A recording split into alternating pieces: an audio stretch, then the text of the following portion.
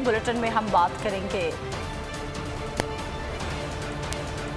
बड़ा मसला, बड़ी बैठक। वजीर आजम का एतराफ। पीटीआई का बड़ा मुतालिबा। और करप्ट टोले को कौन रोकेगा। लेकिन सबसे पहले आपको बताएं कि मुल्क में सैलाब की तबाही, ऑडियो लीक्स की हलचल, दीगर मुल्की मामलात। वजीर आजम ने नेशनल सिक्योरिटी कमेटी का इजलास आज दोबारा तलब कर लिया है। इजलास में अस्करी और सिवा क़यादत शरीक होगी। इससे कबल वजीर आजम हाउस से तयशुदा इजलास मौखर कर दिया गया था।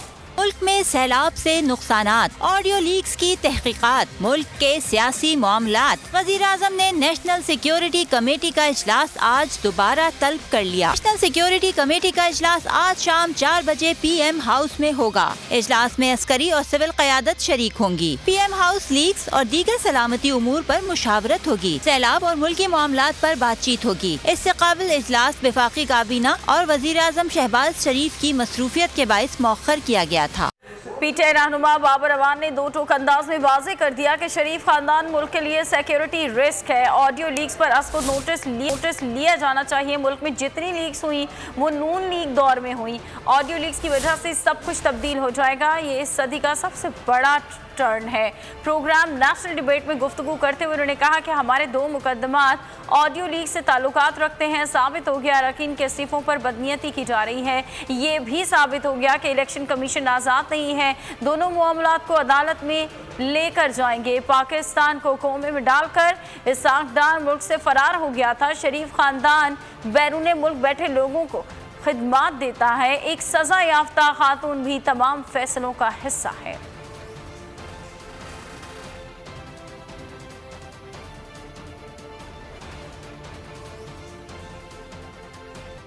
वज़ीर आज़म शहबाज शरीफ ने ऑडियो लीक्स की तस्दीक कर दी। लंदन में वापसी पर प्रेस कॉन्फ्रेंस में वजाहतें देने लगे। जवाब ना बन पड़ा तो आए बाएं शाएं करने लगे। बोले ऑडियो लीक्स मामले को राय का पहाड़ बनाया जा रहा है। ऑडियो लीक संजीदा नौयत का लैप्स है। इस हवाले से तहकीकाती कमेटी बना रहा हूँ। मरियम नवाज ने मुझे किसी की सिफारिश के लिए नहीं कहा। डॉक्टर तौकीर ने मुझसे बात की। डॉक्टर तौकीर ने बताया कि आदि मशीनरी इमरान खान के दौर में आई। डॉक्टर तौकीर को कहा मैं मरियम नवाज से खुद बात कर लूँगा। बताएं अगर मैंने तौकीर से बात की तो इसमें क्या गलत है। ऑडियो में कोई गैर कानूनी बात साबित हुई तो हाथ जोड़कर माफ़ी मांगूंगा। वेरी सीरियस लैब्स है ये बिल्कुल। और वहाँ पर इस तरह के सिक्योरिटी लैब्स हों और हमारे उसमें ब्रीच हो जाए और तो ये बहुत बड़ा एक सवाली निशान है। कोई सिफारिश नहीं है मरीम नवाज की। कोई मुझे नहीं उन्होंने सिफारिश का कहा। मुझे नहीं कहा कि अंकल आप फेवर करें। मुझे वो बेटी अंकल कहती है कि आप फेवर करें। डॉक्टर तौकीर ने मुझसे बात की और डॉक्टर तौकीर ने मुझे कहा कि जी ये चूँकि बैन हो चुका है तो ये बात जाएगी ये ECC में और फिर इकोनॉमिक कोऑर्डिनेशन कमेटी जिसके ऊपर कैबिनेट में जाएगी। और बिल्कुल यही तरीका है। अगर मैंने कोई इसमें ज़्यादती या गलती की तो अगर आप मुझे पकड़ेंगे तो मैं ज़रूर उसका जवाब दूंगा। अगर गलती की तो आपसे कौम से माफ़ी मांगूंगा। आटे की जो कीमत है वो सूबाई मामला, प्योरली सूबाई मामला है, नंबर 1। नंबर 2, यकीनन अब ऑयल की कीमतें गिरी हैं, कोई शक नहीं। तो शहबाज शरीफ ने ऑडियो लीक्स में गुफ्तगू की तस्दीक कर दी। मजीद तहकीकात की अब जरूरत नहीं रही। इलेक्शन कमीशन फौरी तौर पर शहबाज शरीफ की नाअहली का रेफरेंस भेजे। फवाद चौधरी का मुतालबा। शाह महमूद कुरैशी ने कहा कि अभी मजीद इंकशाफ होने हैं। लीक्स ऑडियोज का मतलब PM हाउस गैर महफूज हो चुका है। ये बहुत ही संजीदा मामला है। महमूद कुरैशी ने बोल न्यूज से खुसूसी गुफ्तगू में कहा कि वजीर आजम ये समझते हैं कि वो इस मामले में सरफे नजर कर देंगे तो ये मुनासिब नहीं है। ये बड़ा सिक्योरिटी लैप्स है। इससे जाहिर होता है कि हमारी गुफ्तगू, हमारी दस्तावेजात कुछ भी महफूज नहीं है। बहुत बड़ा सिक्योरिटी लैप्स है और ये बहुत एक खतरनाक चीज हुई है। इसका मतलब ये है कि हमारे डॉक्यूमेंट्स, हमारी गुफ्तगू, हमारा वजीर आजम हाउस इनसिक्योर है और किसी की रसाई हो सकती है। और जो क्लासिफाइड गुफ्तगू है, क्लासिफाइड डॉक्यूमेंट्स हैं, वो हमारे मुखालिफिन के हाथ चढ़ सकते हैं। फवाद चौधरी बोले, शहबाज शरीफ की तस्दीक के बाद मजीद तहकीकात की जरूरत ही नहीं रहती। इलेक्शन कमीशन फौरी तौर पर शहबाज शरीफ की नाअहली के लिए रेफरेंस खुसूसी ट्रिब्यूनल को भेज दे। आजकल का ट्वीट भी सामने आ गया। कहा, शहबाज शरीफ ने ऑडियो लीक्स में इकबाल जुर्म कर लिया और साथ कुछ नए झूठ भी बोले। अब इसके बाद किसी तहकीक की जरूरत नहीं रही। आर्टिकल 62 और 63 के तहत इनको नाअहल। असद उमर बोले, अब तो शहबाज शरीफ ने भी ऑडियो लीक में होने वाली गुफ्तगू की तस्दीक कर दी। अब चीफ इलेक्शन कमिश्नर का ओहदे पर बरकरार रहने का कोई जवाज नहीं। शहबाज और वज़रा जो इलेक्शन कमीशन के साथ मिली भगत में शामिल हैं, इनके खिलाफ कानूनी कार्रवाई। वज़ीर आज़म हाउस की ऑडियो लीक की अगली किस्त इसी हफ्ते जारी होगी। हैकर्स ने किसी तरह की सौदेबाजी और बातचीत से इनकार कर दिया। हैकर्स ने नई ऑडियोज का टीजर जारी कर दिया। शहबाज शरीफ की माइनस इमरान खान की मंसूबाबंदी भी शामिल। वज़ीर आज़म हाउस में 5 महीने से क्या हो रहा है? शहबाज सरकार अवामी फलाह के प्लान बना रही थी या इमरान खान को सियासी बिसात से बाहर रखने का मंसूबा?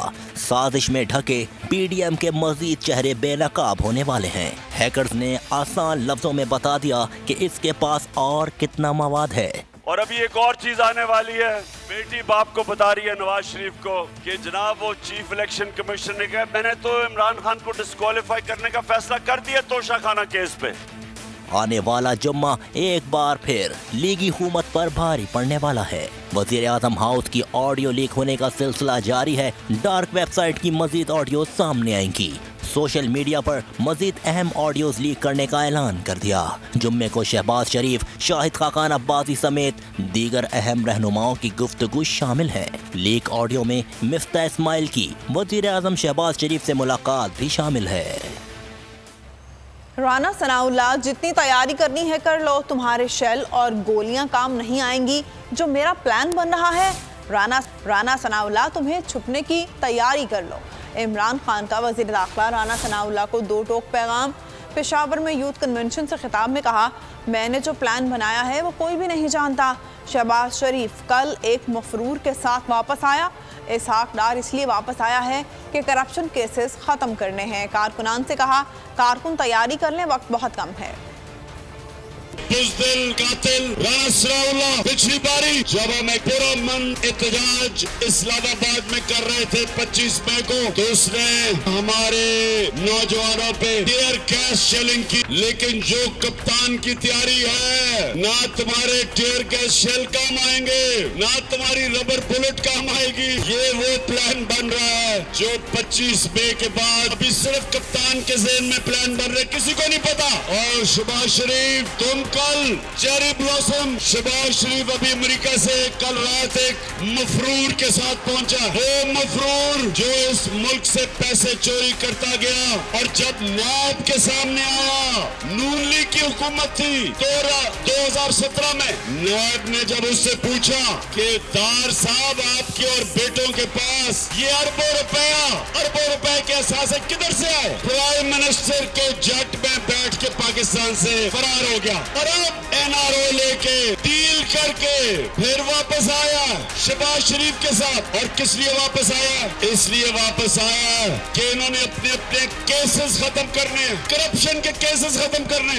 आप तैयारी कर लो, हमने इन सब को छुपने की जगह नहीं देनी। सारे इलाके से लोग तैयार हैं। जो कॉल अब मैं दूंगा, आपने इस मुल्क के फ्यूचर मुस्तकबिल के लीडर बनना। ये जो हमारी अब जदोजहद है, ये पाकिस्तान की हकीकी आजादी के लिए अब मैं अपनी सारी कौम को निकालूंगा। पाकिस्तान की 60% विफाकी काबीना करप्शन केसेस में जमानत पर है। हुकूमत में चोर डाकू बिठा दिए गए हैं। आज झूठ बोलकर बाहर भागने वाले का मुंशी पाकिस्तान आ गया है। पेशावर में उलमा से खिताब में इमरान खान का कहना था कि इसहाक डार डील करके वापस आ रहा है। बिल्ले को दूध की रखवाली पर बिठा दिया जा रहा है। वो डील के तहत आया है। ना इंसाफ के निजाम और ना मुल्क के मुहाफिजों ने इसका रास्ता रोका। इंशाअल्लाह इमरान खान इसका रास्ता रोकेगा। फजल रहमान के जमीर की कीमत डीजल का परमिट है।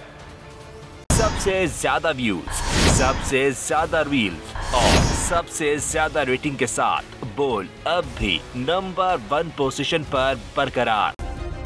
सब्सक्राइब करें और बेल दबाएं ताकि कोई खबर रह न जाए।